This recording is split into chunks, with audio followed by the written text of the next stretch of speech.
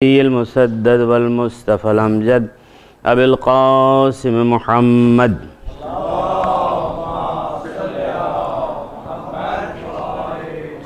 وآله ذوي المجد الحميد لا سيما على بقية الله المنتظر. اللهم صل على محمد وآل محمد وعجل فرجهم. يا سيدنا ومولانا إنا توجهنا واستشفعنا وتوسلنا بك إلى الله وقدمناك بين يدي حاجاتنا يا وجيها عند الله اشفع لنا عند الله. رب اشرح لي صدري يسر لي أمري واحلل عقدة من لساني يفقهوا قولي. واللعن الدائم على أعدائهم أجمعين من الآن إلى قيام يوم الدين. أما بعد فقد قال الله تبارك وتعالى في كتابه المجيد فرقانه الحميد. أعوذ بالله من الشيطان الرجيم. بسم الله الرحمن الرحيم. ألف لام ميم ذلك الكتاب لا ريب فيه هدى للمتقين الذين يؤمنون بالغيب. صلوات بر محمد وآل محمد.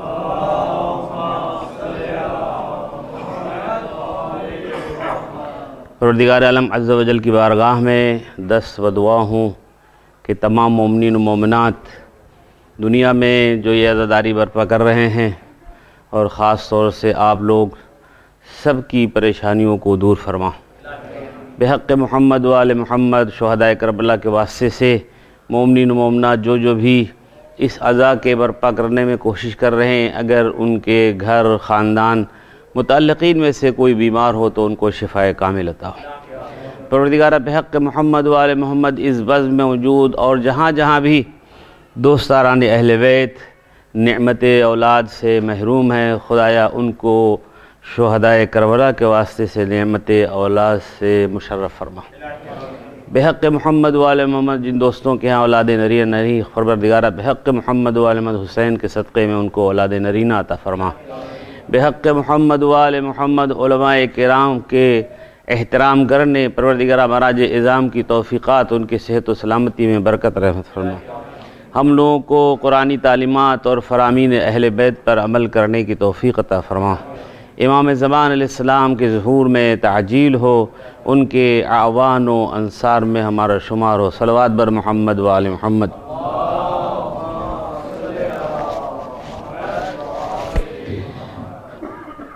سلسلہ کلام کو آگے بڑھاتے ہوئے ایک بار پھر دہرا دوں، شاید کوئی آج نیا آدمی ہو لیکن تقریباً پہچانے ہوئے چہرے ہیں. الحمدللہ جیسا کہ آپ کو معلوم ہے کہ سورہ بقرہ کی پہلی آیت کا تلاوت کا شرف حاصل کیا گیا ہے، اور اسی آیہ مبارکہ پر اور اس کی چند آیتوں پر کچھ ترجمے کے ساتھ اور اس سے متعلق کچھ آیتوں کو لے کر کے کچھ احادیث کچھ روایات سے استفادہ کر کے کوشش کی گئی ہے کہ عزائے سید الشہداء اور اس عزاداری سے فائدہ اٹھایا جائے. اور ایک بار میں پھر کسی مرجع تقلید کا جملہ آپ کی خدمت میں تقدیم کروں گا کہ وہ فرماتے ہیں کہ اگر کسی انسان کی زندگی میں اس کی حیات میں عزاداری آ جائے، محرم آ جائے، اور ان محرم کی مجالس سے اس عزاداری سید الشہداء سے اس میں کوئی تبدیلی نہ آئے، اس کا مطلب اس نے عزائے سید الشہداء کو نہیں پایا. بڑا اہم جملہ ہے، اس لیے کہ ظاہر ہے کہ یہ جو کچھ ہے یہ محرم اور سفر کی برکتوں سے ہے. امام خمینی نے اسی کی طرف اشارہ کیا ہے، ما ہرچ داریم از محرم و سفرس، جو کچھ بھی ہمارے پاس ہے محرم اور سفر کی برکتوں سے ہے. اور اس میں کوئی شک نہیں کہ عزاداری سید الشہداء کا کتنا ثواب ہے، آپ کا کتنا درجہ ہے. میں نے 2-3 مجلسوں میں عرض کیا ہے کہ مناجات موسیٰ میں یہ بات پائی جا رہی ہے کہ آپ کے افضل ہونے کو، آپ کے برتر ہونے کو جناب موسیٰ ایسا پیغمبر جو کلیم اللہ ہے اللہ کی بارگاہ میں پوچھتا ہے کہ یہ لوگ جو بیٹھے رو رہے ہیں ان کی کیوں فضیلت ہے، تو ان کو بتایا گیا کہ ان کے پاس یہ فضائل ہیں، اور غدیر اور عاشورہ. تو یہ وہ چیز ہے جو بہرحال آپ لوگوں کو نعمت ملی ہے. میں صرف جلدی سے آگے بڑھتے ہوئے، کل میں نے 12 آیتیں بلکہ شاید زیادہ پڑھی ہوں، میں اس کو اب دہراؤں گا نہیں، کل بہت وقت ان آیتوں نے لے لیا تھا، لیکن اشارہ کرتے ہوئے جو آخری آیت تھی اولئک علی ھدی من ربہم واولئک ھم المفلحون، یہی وہ لوگ ہیں جن کو اللہ کی طرف سے ہدایت ملی ہے. اور یہی لوگ فلاح پانے والے ہیں، مفلحون، نجات پانے والے ہیں، کامیاب ہونے والے ہیں۔ اور اس سلسلے میں مفلحون کی آیت ہم نے مختلف پڑھی تھی، جس میں اطاعت خدا، اطاعت رسول، عمل صالح اور مختلف انداز میں جو مفلحون کی آیتیں تھیں، میں نے اس کی تھوڑی سی وضاحت اور ترجمے کے ساتھ آپ کی خدمت میں عرض کیا تھا۔ آج اسی بات کو آگے بڑھاتے ہوئے دوستو عزیزو، اولئک علی ھدی من ربہم، یہی وہ لوگ جو ہیں ہدایت یافتہ ہیں، یا ذالک الکتاب لا ریب فیہ ھدی للمتقین، یہ کتاب ہدایت ہے۔ تو میں ہدایت پر ایک اشارہ کر کے اور آگے بڑھ رہا ہوں کہ ہدایت کی جو تعریف کی گئی ہے، یعنی راستہ دیکھنا یا راستہ دکھانا، تو اس کا دو طریقہ ہے۔ ایک ہے اراءۃ الطریق، توجہ کیجئے گا، دوسرا ہے ایصال الی المطلوب۔ اراءۃ الطریق کا مطلب کیا ہے؟ کسی نے پوچھا کہ بھئی MCE کی مجلسیں کہاں ہو رہی ہیں، تو کسی صاحب نے سڑک سے دور اس سینٹر کو دکھایا اور کہہ دیا چلے جائیے صاحب، ادھر سے جائیے اور ایسے مڑ جائیے اور ایسے مڑ جائیے، یہ راستہ دکھانا ہوا۔ یہ ہدایت کا پہلا طریقہ ہے، اراءۃ الطریق، یعنی راستے کو دکھانا اور بتانا۔ دوسرا جو ہے ہدایت کا طریقہ کیا ہے؟ ایصال الی المطلوب، وصل سے ہے، یعنی پہنچنا یا پہنچانا، ایصال پہنچا دینا۔ اب کسی آدمی نے کہا کہ بھئی ہم کو MCE کی جو مجلسیں ہو رہی ہیں وہ کہاں پر ہے، اس کا پتہ کیا ہے؟ اگرچہ میں صرف مثال دے رہا ہوں، آج کے تو نقشہ اور آپ کے پاس موبائل ہر چیز موجود ہے، میں مثال کے طور سے عرض کر رہا ہوں۔ آپ کے پاس گاڑی تھی، آپ نے اپنی گاڑی میں بٹھایا اور لے کر کے اور آپ نے گیٹ تک پہنچا دیا، یا اگر نزدیک تھے ساتھ میں، آپ نے کہا آئیے صاحب میں آپ کو لے چل رہا ہوں اور پہنچا دے رہا ہوں۔ تو ہدایت کے دو طریقے ہیں، ایک تو صرف ایسے ہی راستہ دکھا دینا ہے، اور ایک منزل مقصود تک پہنچا دینا ہے۔ جو آپ سورہ حمد میں روزانہ دعائیں یہ کرتے ہیں، اہدنا الصراط المستقیم، اے میرے مالک ہم کو صراط مستقیم پر باقی رکھ، سیدھا راستے پر مجھے باقی رکھ۔ بعض مسلمانوں نے راستے کو دکھانے کی دعا کی ہے کہ خدایا ہم کو راستہ دکھا، لیکن جو چہاردہ معصومین کے راستے پر چلنے والے ہیں ان کا یہ ترجمہ اردو میں نہیں ہوگا کہ ہم کو راستہ دکھا، راستہ تو ہم کو غدیر میں دکھایا جا چکا ہے، اب اس پہ باقی رہنے کی دعا ہو رہی ہے، اس لیے کہ صراط مستقیم علی ابن ابی طالب ہے۔ صلوات پڑھ دے محمد و آل محمد پر۔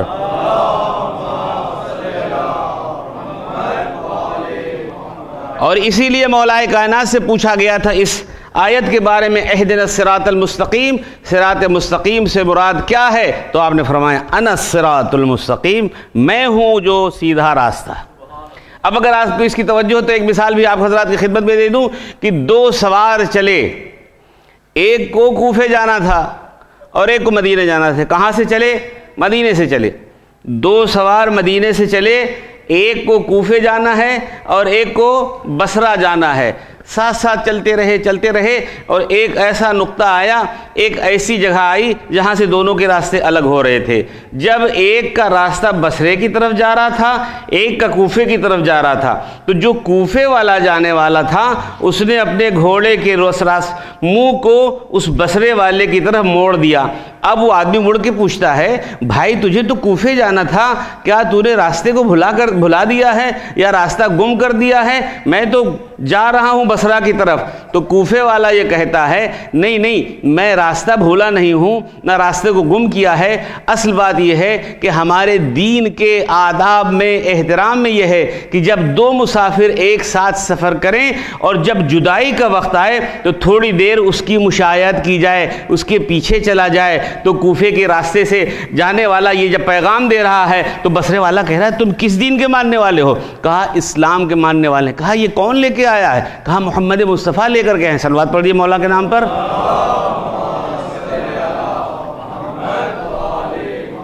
ابھی تک بصرے پر جانے والا انسان جو ہے پہچان نہیں رہا تھا، تو اس نے یہ کہا کہ یہ دین کون لے کے آیا ہے؟ پیغمبر کا نام بتایا گیا۔ کہا تم اس کی امتی ہو، تم اس کے نقش قدم پر چلنے والے ہو، راستہ اس نے بتایا؟ کہا ہاں۔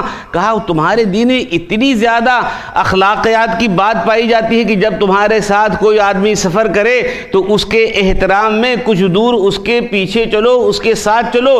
یہ چلنے والے نے بتا دیا کہ بظاہر تم ہمیں کہہ رہے ہو کہ ہم گمراہ ہیں، ہم نے راستے کو بھلایا ہے لیکن ہم ابھی تمہیں بتا رہے ہیں کہ میں کیا ہوں۔ وہ فوراً بصرے والا کہتا ہے اچھا یہ بتاؤ تمہارا دین کون ہے؟ کہا میرا دین اسلام ہے۔ کون لانے والا ہے؟ پیغمبر کا نام بتایا۔ کہا پھر یہ بتاؤ کہ جب تمہارا اتنا افضل دین ہے تو تم اپنے دین کا کلمہ مجھے پڑھوا دو۔ دین کا کلمہ پڑھایا۔ کہا اچھا اپنا نام بھی بتا دو۔ کہا یہ وہی ہے جو راستہ دکھانے والا جس کا نام علی ابن ابی طالب ہے۔ صلوات پڑھ دیے محمد و آل محمد پر۔ اب جملوں پر آپ غور کیجئے گا کہ بصرے پہ جانے والا کہتا ہے کہ بھائی تم کیا راستہ بھول گئے ہو یا راستے کو گم کر دیا ہے؟ علی یہ کہہ رہے تھے کہ گمراہ میں نہیں ہوں، گمراہ تم تھے، راستے کو بدل کر کے میں نے تمہیں راستے پر لگا دیا ہے۔ صلوات پڑھ دیے محمد و آل محمد پر۔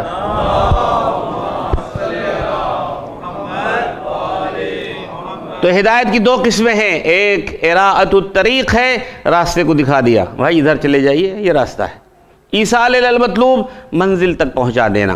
وقت کی کمی کی وجہ سے مجھے جلدی بہت سی چیزیں ہوتی جو مطابقت میں، لیکن واقعے کی تفصیل میں بیان نہیں کر سکتا، لیکن اس وقت میں تھوڑی سی گزارش آپ سے حضرات سے کروں، بڑی توجہ سے سنیے گا، جلدی مطالب کو ادا کر دوں۔ آخرت کا یقین اس میں آیت میں آیا ہوا جو اس سے پہلے والی آیت ہے، اولئک علی ھدی من ربہم سے پہلے کیا ہوا؟ بالآخرۃ ھم یوقنون، کہ یہ لوگ آخرت پر یقین رکھتے ہیں۔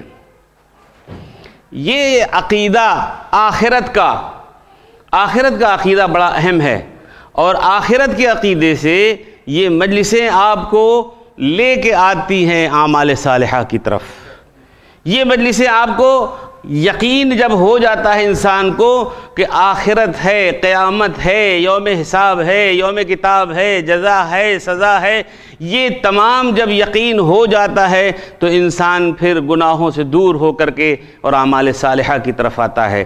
اور بہت سی چیزیں دیکھیے، میں 3 دن پہلے کی حدیث کو پھر ایک بار دہرا رہا ہوں، کسی بھی چھوٹے گناہ کو چھوٹا نہ سمجھو، ہو سکتا ہے اس گناہ کی وجہ سے تمہارے اوپر عذاب ہو۔ کسی بھی چھوٹے نیک کام کو چھوٹا کام نہ سمجھو، شاید وہ تمہارے لیے سبب نجات ہو جائے۔ اور کسی بھی مومن کو چھوٹا نہ سمجھو، کسی بھی مومنہ کو معمولی، ذلیل اور حقیر نہ سمجھو، کہ شاید وہ اللہ کی بارگاہ میں اس کا درجہ بہت ہے۔ توجہ فرمائیے گا، سعد ابن معاذ پیغمبر اسلام کے بڑے جلیل القدر صحابی ہیں، اور اتنا زیادہ عمل صالح کی منزل میں ہیں کہ ہر آدمی ان کا احترام کر رہا ہے۔ زندگی میں یہ احترام ہے، اور جب انتقال ہوتا ہے تو یکے بعد دیگرے سب ان کے غسل و کفن کے لیے تیار ہوتے ہیں۔ ہم غسل دیں گے، ہم کفن پہنائیں گے۔ سعد ابن معاذ نام یاد رکھیے گا، شاید آپ نے سنا ہو، اگر سنا ہو تو دوہرا دی جائے بات، فذکر ان الذکری تنفع المؤمنین۔ غسل دیا گیا، کفن پہنایا گیا، جنازے کو لے کے چلے۔ روایت میں ملتا ہے کہ ان کے جنازے میں فرشتے شریک تھے، اور اتنا زیادہ ازدحام تھا کہ لوگ پنجوں کے بل چل رہے تھے، پورا پیر رکھنے کی جگہ نہیں تھی۔ غور کر رہے؟ اور کیوں؟ اس لیے کہ اس جنازے میں خود رحمت للعالمین مشایعت کر رہے تھے۔ اب آپ اس جنازے کی اہمیت اور عظمت کو سوچئے کہ جس جنازے میں پیغمبر خود تشییع جنازہ میں شریک ہو، فرشتے بھی آ رہے ہوں، اس جنازے کی کیا ویلو ہوگی؟ اس کے بارے میں کیا کچھ آپ کہہ سکتے، کیا گنہگار ہوگا؟ نعوذ باللہ، کوئی سوال ہی نہیں پیدا ہوتا۔ توجہ رکھیے، جو میں ہدایت کے بارے میں کہا ہے وَبِالْآخِرَةِ هُمْ يُوقِنُونَ، اس کے اوپر توجہ رکھیے۔ آئے قبرستان پہنچا جنازہ، نماز جنازہ پڑھائی گئی، کس نے پڑھائی؟ پیغمبر اسلام نے پڑھائی۔ ظاہر ہے کہ جب تشییع میں وہ شریک ہیں تو کون اور پڑھائے گا؟ نماز جنازہ ہوئی، پیغمبر نے نماز پڑھائی۔ اب اس کے بعد ماں جو روتی ہوئی جنازے کے ساتھ آ رہی تھی، ابھی جنازے کے قریب لا گئی چہرہ دکھانے کے لیے، تو ایک مرتبہ ماں نے کہا ہنیئا لکا یا سعد، اے سعد مبارک ہو تمہارا یہ مرنا۔ ماں جو ہے سعد ابن معاذ کے مرنے کو کہہ رہی ہے کہ یہ مرنا تمہارا مبارک ہو۔ پیغمبر اسلام نے کہا خاموش ہو جاؤ۔ غور کیجئے گا، عجیب و غریب مرحلہ ہے۔ کیا ہے؟ سعد ابن معاذ کے جنازے میں فرشتے شریک ہیں، پیغمبر نماز جنازہ پڑھا رہے ہیں۔ ماں نے جس وقت کہا ہنیئا لکا یا سعد، تم کو یہ مرنا مبارک ہو، رسول اللہ نے اس کو یہ کہنا روک دیا۔ یہاں پر یہ حدیث یہاں پر رک جاتی ہے۔ اس کے بعد اس حدیث کی تفصیل چھٹے امام سے پوچھا گیا۔ صلوات پڑھیے مولا کے نام پر۔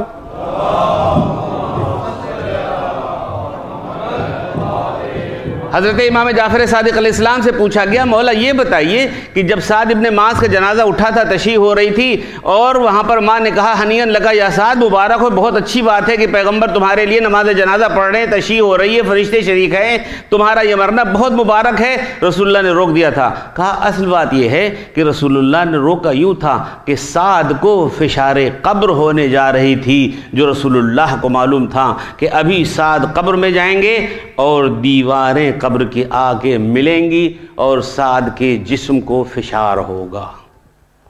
فشار قبر کی تفصیلات جو حدیثوں میں آئی ہوئی ہے کہ جسم کی ہڈیاں پسلیاں چور چور ہو جاتی ہیں۔ اب آپ سوچ سکتے ہیں ایسا انسان، اتنا باعمل انسان، جس کے جنازے میں فرشتے شریک ہو، جس کے جنازے میں بہترین اصحاب شریک ہوں، پیغمبر اسلام نماز جنازہ پڑھا، ہمارے آپ گنہگاروں کی منزل کیسی ہے؟ کہاں پیغمبر اسلام ہم کو کہاں نصیب جو ہماری نماز جنازہ وہ پڑھائیں۔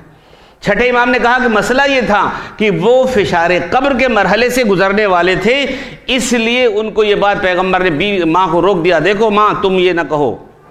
آگے ماں نے پوچھا نہیں کہ کیوں، بات وہیں پہ ختم ہو جاتی، لیکن چھٹے امام نے اس کی تشریح کی، کہا فشار قبر ہوگا۔ اللہ اکبر، اعوذ باللہ۔ اور آخری جملے کے ساتھ اب میں ربط لگانے لگا ہوں کہ ایک مرتبہ جب امام سے پوچھا گیا کہ فشار قبر کیوں ہو، کہا اصل میں وہ اپنے گھر والوں کے ساتھ اخلاق کے ساتھ صحیح پیش نہیں آتے تھے۔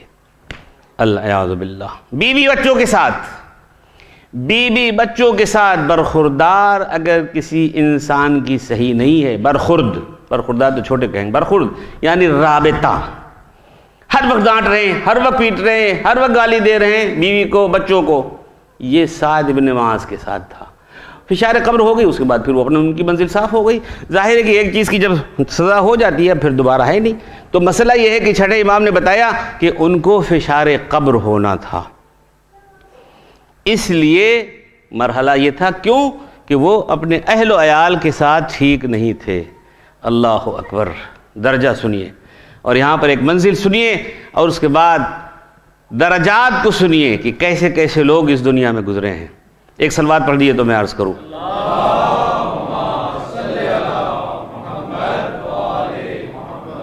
جناب فاطمہ بنت اسد کا نام آپ لوگوں نے سنا ہے، کون ایسا شیعہ ہے جو نہیں جانتا ہوگا؟ ٹھیک ہے، بہت سے بچے اور جوان نہ جانتے ہوں گے، ان کو بتایا جانا چاہیے۔ جناب فاطمہ بنت اسد کون ہیں؟ مولائے کائنات علی ابن ابی طالب علیہ السلام کی ماں۔ صلوات پڑھ دیجئے۔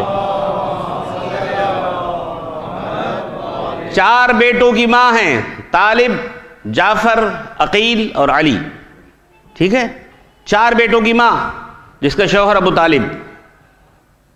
اتنے فضائل ہیں جناب فاطمہ بنت اسد کے، کہاں تک عرض کی جائے؟ صرف ایک بات میں عرض کروں کہ دنیا میں 4 عورتیں افضل ہیں، دنیا میں 4 عورتیں افضل، میں نہیں کہہ رہا ہوں، پیغمبر اسلام نے فرمایا ہے، پیغمبر اسلام نے فرمایا ہے کہ دنیا میں 4 عورتیں افضل ہیں۔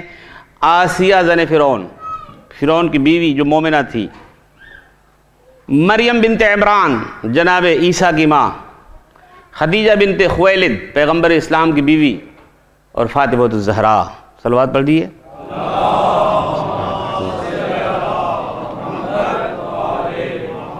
آپ نے فرمایا کہ دنیا میں 4 عورتیں افضل ہیں، اور ان 4 میں ایک بیوی، شہزادی، جوانان جنت کے جو سردار ہیں ان کی ماں، مولا علی کی زوجہ جناب فاطمہ زہرا سلام اللہ علیہا۔ تو 4 عورتیں ہیں، آسیہ زر فرعون، مریم، جناب خدیجہ اور جناب فاطمہ زہرا سلام اللہ علیہا، یہ 4 ہیں اور 4 میں ایک افضل ہے۔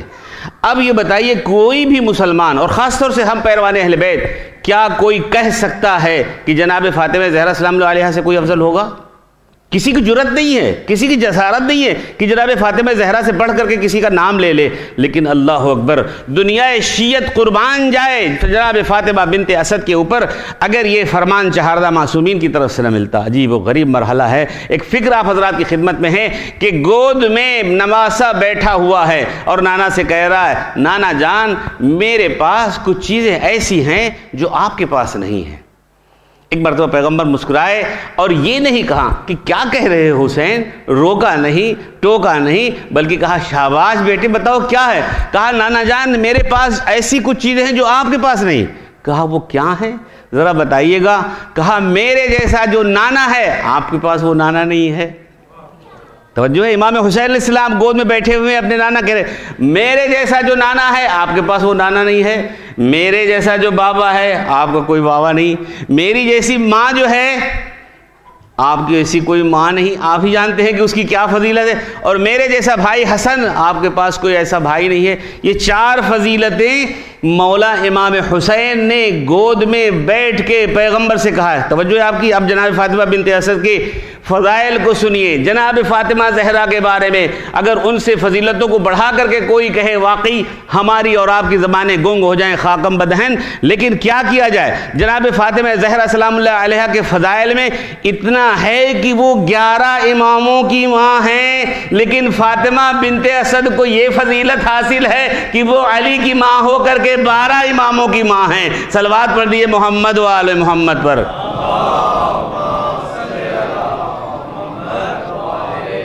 صرف 2 فضیلت ہے، بس ہوگی اور بھی جو میرے علم میں نہیں ہے، لیکن یہ 2 فضیلت ہے۔ یہ وہ 11 اماموں کی ماں ہیں، یہ 12 کی ہیں۔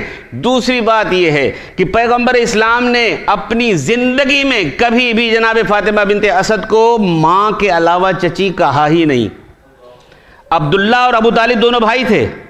عبداللہ کی بیوی جناب آمنہ، ابو طالب کی بیوی فاطمہ بنت اسد، لیکن کفالت اور تعلیم و تربیت و تدریب کا مرحلہ ایسا تھا کہ جناب فاطمہ بنت اسد کو ماں کہتے تھے۔ چنانچہ جس وقت پہ وفات کا وقت قریب آیا اور علی روتے ہوئے آئے، کہا کیا ہوا علی؟ کہا ماں کا انتقال ہو گیا۔ کہا یہ نہ کہو میری ماں کا انتقال ہوا ہے۔ پیغمبر نے اپنی طرف نسبت دے کے کہا میری ماں کا انتقال ہوا۔ اب قرآن کی آیت پڑھیے گا، اب قرآن کی آیت پڑھے وَأُمَّهَاتُهُمْ أَزْوَاجُهُ وَأُمَّهَاتُهُم۔ پیغمبر کی بیویوں کے لیے زبانوں پر کچھ لفظ لانے کو منع کیا گیا۔ یاد رکھیے گا، یہ انگلستان میں ایسا ہوا ہے اور ہو رہا ہے کہ پیغمبروں کی بیویوں پر سب و شتم کیا جاتا ہے۔ ہم ان تفصیلات میں نہیں جانا چاہتے، لیکن آیت قرآنی نے منع کیا ہے، یہ تمہاری مائیں ہیں، ماں کے لیے کچھ کہہ نہیں سکتے ہو۔ ازواجہ امہاتہم، تو مومنین کی مائیں وہ ہیں جو پیغمبر کی بیویاں ہیں۔ آپ کی توجہ ہے، مومنین کی مائیں کون ہیں؟ جو پیغمبر کی بیویاں ہیں۔ پیغمبر نے فاطمہ بنت اسد کو اپنا ماں کہا ہے، تو وہ اور عورتیں ہیں جو مومنین کی مائیں ہیں، لیکن فاطمہ بنت اسد پیغمبر اسلام کی ماں ہیں۔ صلوات پڑھ دیئے محمد و آل محمد پر۔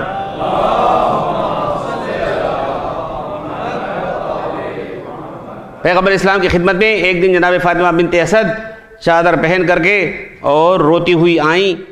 ایک مرتبہ پیغمبر اسلام نے کہا مادر گرامی کیا بات ہے؟ کہا آج جو آپ نے مسجد میں خطبہ ارشاد فرمایا ہے اور فشار قبر کی طرف، سعد ابن معاذ کے فشار قبر کو ذہن میں رکھیے گا، آپ نے جو فشار قبر کے بارے میں کہا اس وقت سے میں کانپ رہی ہوں کہ میرا کیا حال ہوگا۔ کہا مادر گرامی اے میری ماں آپ پریشان نہ ہوں۔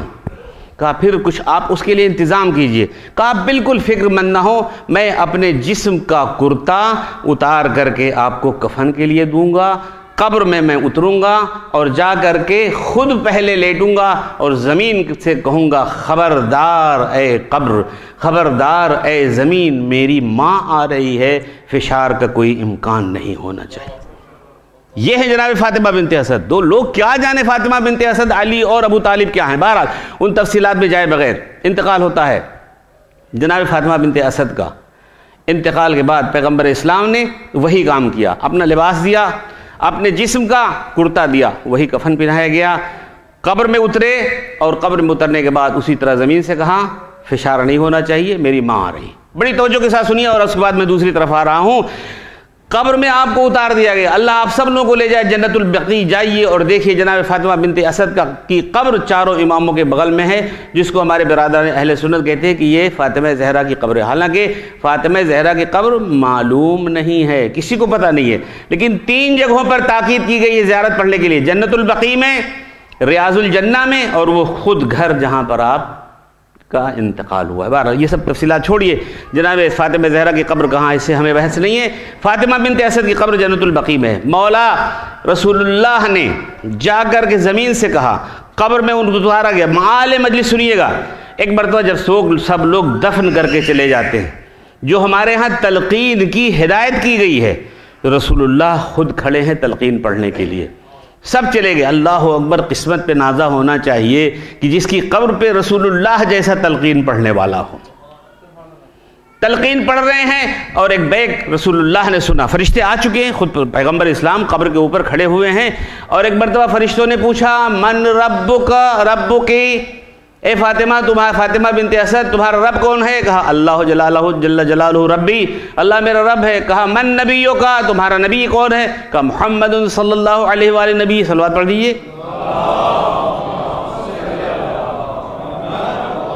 سارے سوالات کے بعد جب پوچھا گیا من امامک، سن لیجئے تمہارا امام کون ہے؟ فاطمہ بنت اسد خاموش ہو گئی۔ تمہارا امام کون ہے؟ اوپر قبر کے اوپر تلقین پڑھانے والا کون ہے؟ رحمت للعالمین اشرف انبیاء موجود ہے۔ ادھر رسول اللہ نے ملک الموت منکر و نکیر کے سوال کو سنا اور کہا من امامک، تمہارا امام کون ہے؟ رسول اللہ نے یہی سے کہا یا عمتی قل فی جوابہما لا جعفر ولا عقیلا ولا طالبہ بل ابنک امامک علی ابن ابی طالب۔ دیکھیے آپ کے 4 بیٹے ہیں، مادر گرامی، چچی جان، اب پریشان نہ ہو، آپ کے 4 بیٹے جعفر ہیں، عقیل ہے، طالب ہیں، ان تینوں کا نام نہ لیجئے گا، جو امام ہے وہ علی ابن ابی طالب تمہارا امام ہے۔ صلوات پڑھ دے محمد و آل محمد پر۔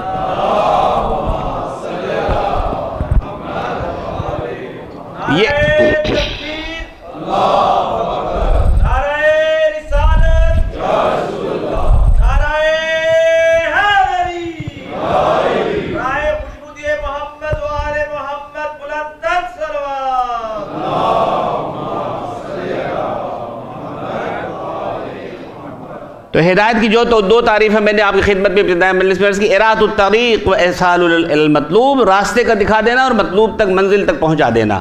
اور بات کیا ہے کہ یہ تو عام لوگوں کے لیے مسئلہ ہدایت کا اور رہنمائی کا ملتا ہے، لیکن دعاؤں کے مرحلے میں آپ جائیے تو واقعی آپ کو عرفان کے وہ سلسلے ملیں گے کہ آپ کو پتہ چلے گا کہ مولا کائنات دعائے صباح میں کہتے ہیں، مفاتیح کو کھولیے اور دعائے کمیل سے پہلے جو دعا آپ کو صبح کی جو دعا ملتی ہے دعائے صباح، اس میں کیا کہتے ہیں؟ یا من دل علی ذاتہ بذاتہ، اے وہ شخصیت، اللہ سے خطاب کر کے یہ کہہ رہے ہیں کہ اے وہ شخصیت، یا من دل علی ذات، وہ اے وہ شخصیت جس نے اپنے ذات کی رہنمائی مجھے اپنے ذات کے ذریعے سے کی ہے۔ یہ جملہ بڑا عرفانی ہے، سمجھنا بڑا مشکل ہے۔ یا من دل علی ذاتہ بذاتہ، اے وہ ہستی جس نے اپنی ذات کی معرفت، اپنی اس کی رہنمائی مجھے کس سے کی ہے؟ اپنی ذات کے ذریعے سے کی ہے۔ دوستو عزیزو، مخلوقات سے خالق کو پہچاننا یہ عوام الناس کا کام ہے۔ ابراہیم جیسے انسان کو قرآنی آیات کی روشنی میں جس وقت میں ٹمٹماتے ہوئے تارے نکلے، کہا ھذا ربی، کہا نہیں یہ تو ڈوب گئے۔ چاند نکلا، کہا ھذا ربی، نہیں یہ بھی چمکتا ہوا تھا لیکن نہیں یہ بھی ڈوب گیا۔ صبح کو سورج نکلا، کہا ھذا ربی ھذا اکبر، یہ تو بڑا ہے، کہا یہ بھی نہیں، کہا لا احب العافلین، ہم ڈوبتے ہوئے کو دوست نہیں رکھتے۔ تو نہ انہوں نے ستاروں کو رب مانا، نہ چاند کو مانا، نہ سورج کو مانا۔ اب یہاں پر سمجھ لیجئے کہ یہ گلیکسیز کو، کہکشاؤں کو، مخلوقات کو سمجھنا اور ان کے ذریعے سے خدا کو ماننا یہ عوام الناس کا اور پیغمبروں کا کام ہے، اور جو رب کو رب کے ذریعے سے پہچانے اسے علی ابن ابی طالب کہا جاتا ہے۔ اور اسی کو امام زین العابدین علیہ السلام نے دعائے ابو حمزہ سمالی میں کہا۔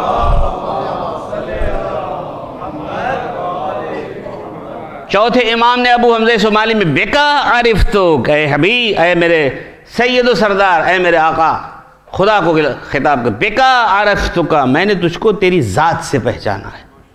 یہ ایک ہدایت کا طریقہ ہے، یہ ایک پہچاننے کا طریقہ ہے۔ لیکن یاد رکھیے گا یہ وہ ہستیاں ہیں کہ جن کے نقش قدم پر چلنے کے لیے ہم کو اور آپ کو تاکید کی گئی ہے۔ اللہ کی بارگاہ میں دعا گو ہیں کہ ہم لوگوں کو توفیق دے کہ ان مجلسوں کی برکتوں سے چہاردہ معصومین کے نقش قدم پر چلنے کی توفیق ہو۔ صلوات پڑھ دیے محمد و آل محمد پر۔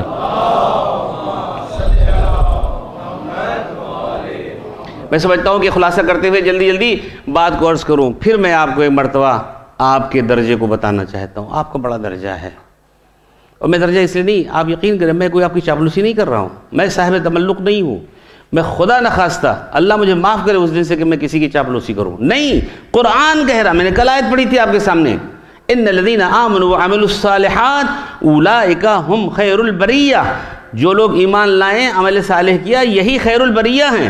خیر البریہ یعنی سب مخلوقات میں سب سے افضل، خیر حی علی خیر العمل جو آپ سب سے افضل، تو کیا ہوا تھا؟ علی کے پشت کے اوپر ہاتھ رکھ کے کہا یا علی انت و شیعتک الفائزون، علی تم اور تمہارے شیعہ ہی کامیاب ہیں۔ صلوات پڑھ دے محمد و آل محمد پر۔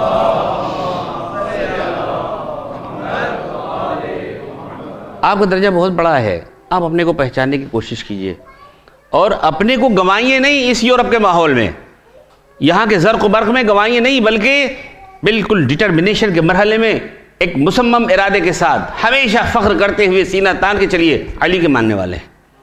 اس میں کیا ضرورت ہے ہمیں احساس کمتری کرنے کے لیے؟ ہم نے دیکھی ہیں وہ کلپیں دیکھی جو لندن میں بعض لڑکوں کو مارا گیا، بتایا گیا، بہرحال وہ ان تفصیلات میں نہیں جانا، نہ مجھے وہ جواب دینا ہے، لیکن کبھی بھی آج دنیا میں آزادی کامل ہے، کہیں بھی ایسی چیز نہیں جہاں پہ اب تقیہ کا کوئی مسئلہ آ جاتا ہے۔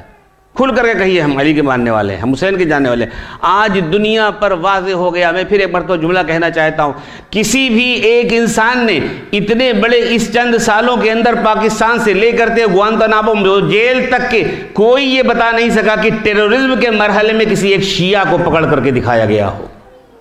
یہ فخر ہے آپ کے لیے، شیعہ اہل بیت وہ ہیں جن کا ٹیرورزم سے کوئی تعلق نہیں ہے۔ کیوں؟ اس لیے کہ یہ علی اور حسین کے نقش قدم پر چلنے والے ہیں۔ وہ اور ہیں جو حاکم شام معاویہ کے نقش قدم پر چل کر کے حجر ابن سعد کو، انہوں نے حجر ابن عدی کو، ان کی قبروں کو کھودا اور ان کی لاش کو بھی نکالا۔ ایک صلوات پڑھ دیے محمد و آل محمد پر۔ میں آخری مرحلے میں ربط لگانے کے لیے کئی سی باتیں رہ گئی، انشاءاللہ اگر رہ گئی تو کل خلاصہ ہو جائے گا۔ دربندی نے اسرار الشہادہ میں، اپنے درجے کو سمجھیے اور یہ آخری بات ہے، دربندی نے اسرار الشہادہ میں لکھا ہے کہ گوروں میں سے، انگریزوں میں سے ایک سفیر پہنچا اصفہان میں اور اس نے یہ دعویٰ کیا کہ ہم علم نجوم، علم رمل، علم ہیئت کے بہت قابل ہیں، بہت عالم ہیں، بہت ہی لرنڈ مین ہیں، اور ایک بار تو اعلان کر دیا گیا جو اس کی بات کا جواب دے گا یا تو یہ عیسائی ہو جائے گا یا وہ مسلمان ہو جائے گا۔ جناب علامہ کاشانی اس زمانے میں زندہ تھے، علامہ کاشانی کو جب یہ اطلاع ملی آپ پہنچے، مجمع بھرا تھا۔ یہ صفوی بادشاہوں کے زمانے کا واقعہ ہے۔ اب سنیے، اپنے درجے کو آپ کھوئیے نہیں، یہ میری آخری گزارش ہے، اپنے درجے کو پہچانیے اور اپنے کو کھوئیے نہیں۔ دربندی نے اسرار الشہادہ میں لکھا ہوا ہے کہ اس زمانے میں ایک سفیر آیا ہوا تھا اور یہ دعویٰ کر رہا تھا کہ میرے پاس مجھ سے زیادہ علم والا کوئی نہیں ہے۔ تو ایک مرتبہ جناب علامہ کاشانی پہنچے اور آئے اور وہاں بس میں بیٹھ گئے، تھوڑی دیر دیکھا کہ ان کا سوال ان کا سوال، اس کے بعد جب اجازت ملی تو آغا کاشانی نے کہا کہ بھائی اس سے بڑا جاہل آدمی میں نے تو کسی کو دیکھا ہی نہیں۔ آتے ہی اس کے سر پہ مار دیا۔ اب جو اس نے اپنے بارے میں سنا کہ اس سے بڑا جاہل آدمی کوئی ہے نہیں تو اس کو بہت برا لگا۔ تم مجھے کہہ رہے ہو میں یہ جانتا ہوں اور یہ جانتا ہوں، میں تو جو ابھی کھانا کھا کے آیا میں بتا سکتا ہوں کہ اس نے کیا کھانا کھایا ہے، اور ابھی جا کے کیا کام کرے گا وہ میں بتا سکتا ہوں، کل اس نے کیا کیا تھا وہ میں بتا سکوں گا، کل کیا کرے گا وہ میں بتا دوں گا۔ تو آغا کاشانی نے کچھ نہیں کیا، جیب میں اسے ہاتھ ڈالا اور نے کہا اچھا بتاؤ کیا ہے؟ کچھ نہیں، خاموشی کے ساتھ جیب میں ہاتھ ڈالا۔ اپنے درجے کو پہچانیے، آخری بات ہے، توجہ کے ساتھ سنیے گا۔ اپنے جیب میں ہاتھ ڈالو اور کہا بتاؤ کیا ہے؟ ایک مرتبہ اس نے دیکھا، دیکھتے دیکھتے پیشانی پہ ہاتھ آیا، سر کو جھکا دیا، سر کو جھکایا، سر سے پیر تک پسینے میں شرابور ہو گیا۔ بادشاہ دیکھ رہا ہے، سب لوگ بھی ہوا کیا کہ علامہ کاشانی نے کیا کیا ہے، صرف یہی پوچھا کہ ہاتھ میں کیا ہے۔ اور ایک بیک یہ سفیر جو ابھی اتنی دیر تک کئی دن سے لوگوں کو کہتا رہا کہ ہم سے زیادہ علم والا کوئی ہے ہی نہیں، علم نجوم، علم ہیئت، فلاں فلاں علم کا جاننے والا، اور ابھی تک اب تو یہ شرابور ہو گیا پسینے میں۔ تو ایک مرتبہ آغا کاشانی نے کہا کیا ہوا جو تم اتنے علم کے دعوے دار تھے، کیا ہوا؟ کہا تمہیں جواب نہیں ملا؟ کہا خدا کی قسم میں مریم کی قسم کھاتا ہوں، میں عیسیٰ کی قسم کھاتا ہوں، جواب مجھے مل گیا تھا لیکن مجھے تعجب ہو رہا تھا کہ یہ ہوا کیسے۔ اللہ اکبر! سنیے، اپنے درجے کو سنیے۔ وہ سفیر جو دعوے دار ہے کہ ہم سے زیادہ علم والا کوئی نہیں اور اپنے آپ کو کرسچن کہہ رہا ہے، علامہ نے کہا، علامہ کاشانی نے کہا بتاؤ میرے ہاتھ میں کیا؟ وہ پریشان ہو گیا، کہا میرے پاس جواب آ چکا تھا لیکن یہ میری سمجھ میں نہیں آ رہا تھا کہ یہ ہوا کیسے۔ اب بادشاہ نے پوچھا بات کیا، جواب بتاؤ کیا ہے؟ کہا بتاؤ میرے ہاتھ میں کیا ہے؟ کہا میں جانتا ہوں، بتا دوں گا، لیکن پھر وہی ہوگا، اگر تصدیق ہو گئی تو تمہیں مسلمان ہونا پڑے گا، اور اگر غلط جواب ہوا میں تمہارے مذہب کو اختیار کر لوں گا۔ کہا میں بتا رہا ہوں، میں بتا رہا ہوں تمہارے ہاتھ میں جنت کی مٹی ہے، لیکن میری پریشانی کا سامان یہ ہے کہ جنت کی مٹی تیرے ہاتھوں میں آئی کیسے؟ تیرے ہاتھ میں جنت کی مٹی ہے لیکن تیرے ہاتھ میں آئی کیسے؟ کہا بس یہی جان لو، ہم شیعان اہل بیت ہیں، ہمارے پاس یہ جنت کی مٹی خاک شفا ہے جو ہر مومن اور ہر شیعہ کے گھر میں رہتی ہے۔ جنتوں کی مٹیاں ہمارے گھروں میں رہا کرتی ہیں۔ صلوات پڑھ دیجئے محمد و آل محمد پر۔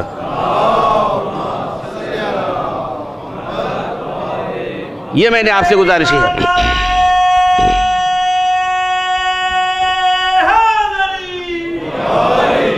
دوستو عزیزو، یہ آپ کا رتبہ ہے، پہچانیے اپنے آپ کو، ضائع نہ کیجیے۔ یورپ کے اس ماحول میں جہاں جس کے پاس اتنی چیزیں ہو، عاشورہ ہو، کربلا ہو، خاک شفا ہو، اس کو کسی چیز کی ضرورت ہے؟ کس نعمت سے وہ محروم ہے؟ اس سے بڑھ کر نعمت ولایت سے بڑھ کر کے اور نعمت کیا ہوگی؟ نعمت عاشورہ سے بڑھ کر کے کیا نعمت ہوگی؟ اور یہی وہ بات ہے کہ کربلا کے میدان میں جو اللہ کی بڑی بڑی نعمتیں تھیں، حسین نے راہ خدا میں قربان کیا۔ اور یاد رکھیے گا، اس سے بڑھ کر کے کیا ہوگا؟ بہت سے لوگوں کا جوان بیٹا مرتا ہے، لیکن اگر وہ شبیہ رسول ہو۔ ایک قوم آئی کہیں سے، کسی دیہات سے، اور مولا حسین کے گھر پہ جب پہنچے، آئے، زیارت کی۔ زیارت کرنے کے بعد تھوڑی دیر تک بیٹھے رہے، ابھی یہ لوگ اٹھے نہیں۔ مولا حسین نے پوچھا کہ بھئی آپ لوگوں نے زیارت کر لی ہے، اگر میرے لائق کوئی خدمت ہو تو میں پیش کروں؟ کہا مولا، ہاتھ جوڑ دیے، مولا ہم آپ کے پاس ضرور آپ کی زیارت کرنے کے لیے آئے تھے، لیکن زمانہ ہوا رسول اللہ کو نہیں دیکھا ہے۔ میں نے سنا ہے کہ آپ کا بیٹا علی اکبر رسول اللہ سے مشابہ ہے، گھر سے علی اکبر کو نکالیے تاکہ ہم ان کی زیارت کر سکیں۔ جناب علی اکبر آتے ہیں اور سب ان کی زیارت کرتے ہیں۔ جزاکم ربکم، یہی وہ بات تھی کہ حسین نے چلتے وقت کہا تھا، خدایا ہم اس کو تیری بارگاہ میں بھیج رہے ہیں جو گفتار میں، رفتار میں میرے نانا رسول اللہ سے مشابہ تھا۔ جزاکم ربکم، آپ کا ایک مؤذن مسروق نام کا تھا جو ہمیشہ اذان دیا کرتا تھا، لیکن جب صبح عاشور آئی تو کہا اے علی اکبر تم اذان دو۔ اپنے بیٹے علی اکبر کو آگے بڑھا کر کے دنیا والوں کے سامنے ایک احتجاج تھا کہ آج تم لوگ رسول اللہ کی اذان کو سن لو۔ علی اکبر نے آواز اذان دی۔ دوستو عزیزو، صبح سے تیروں کی بارش کا سلسلہ تھا کہ ظہر تک آدھے سے زیادہ صحابی جام شہادت نوش کر گئے۔ اس کے بعد بنی ہاشم کی باری آئی، یکے بعد دیگرے، کبھی اولاد عقیل، کبھی اولاد طالب، کبھی جعفر۔ جب اونو محمد قاسم شہید ہو چکے، آتے ہیں علی اکبر بابا سے اجازت لینے کے لیے، کہتے ہیں بیٹا تم نے ماما اپنی ماں سے اجازت لے لی ہے؟ کہا میں نے ماں سے اجازت لی۔ کہا جاؤ، جس نے 18 سال تمہیں پالا ہے جا کر کے اس سے اجازت لو۔ زینب علیہ کے پاس علی اکبر آئے، سر جھکائے کھڑے ہوئے ہیں، سر سے پیر تک جناب زینب نے دیکھا، لیکن یہی دل میں تھا کہ کہیں میرا بھتیجا مجھ سے پانی نہ مانگ لے۔ بیٹا بتاؤ خیر تو ہے؟ کہا اے پھوپھی جان، اے مادر گرامی، میں آپ سے اجازت کے لیے آیا ہوں۔ زینب تڑپی، بیٹا 18 سال تک میں نے اس لیے پالا تھا کہ تمہیں ہم شہید ہونے کے لیے بھیجیں۔ فوراً علی اکبر کہتے ہیں پھوپھی جان، قیامت کا جب منظر ہوگا دادی آپ کے سامنے کھڑی ہوں گی اور اگر پوچھیں گی کہ حسین زیادہ عزیز تھا یا علی اکبر؟ اب زینب تڑپی، بیٹا جاؤ تم جیسے سینکڑوں علی اکبر حسین پر قربان ہوں۔ جزاکم ربکم، آئے مولا کے پاس اور کہا بابا جان مجھے پھوپھی نے اجازت دے دی۔ گھوڑے پر سوار کیا، امامہ باندھا، لباس تیار کر کے بٹھایا، اور جب چلے علی اکبر تو جناب علی اکبر نے دیکھا ایک مرتبہ آواز پاؤں کی آ رہی تھی اپنے بابا کی، مڑ کر کے دیکھا، بابا جان آپ نے تو رخصت کر دیا تھا، اب کیوں آپ میرے پیچھے آ رہے ہیں؟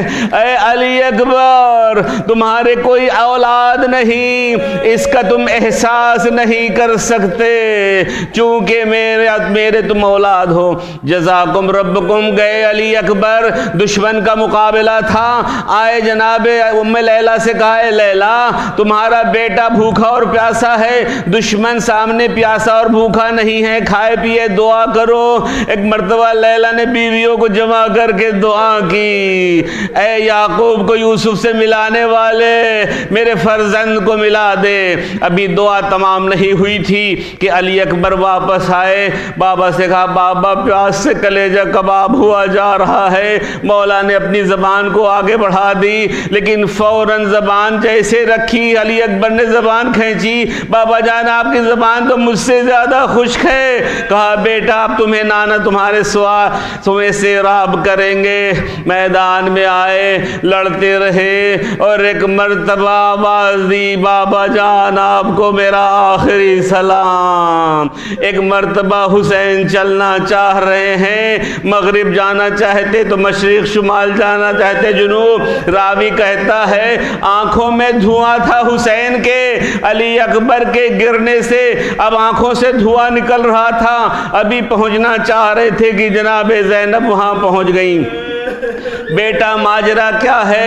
بابا جان سینے میں انیک چھپی ہوئی ہے۔ ایک مرتبہ آستینیں الٹی، حسین نے زمین کربلا پہ گھٹنے ٹیکے، یا علی کہہ کے نکالا برچی کو، کلیجے کا پھل نکل آیا۔ ایک مرتبہ علی اکبر کی لاش لے کے چلے، بچوں آؤ، جوان کا لاشا اٹھ نہیں رہا ہے، حسین کی مدد کرو۔ الا لعنت اللہ علی القوم الظالمین۔ یا حسین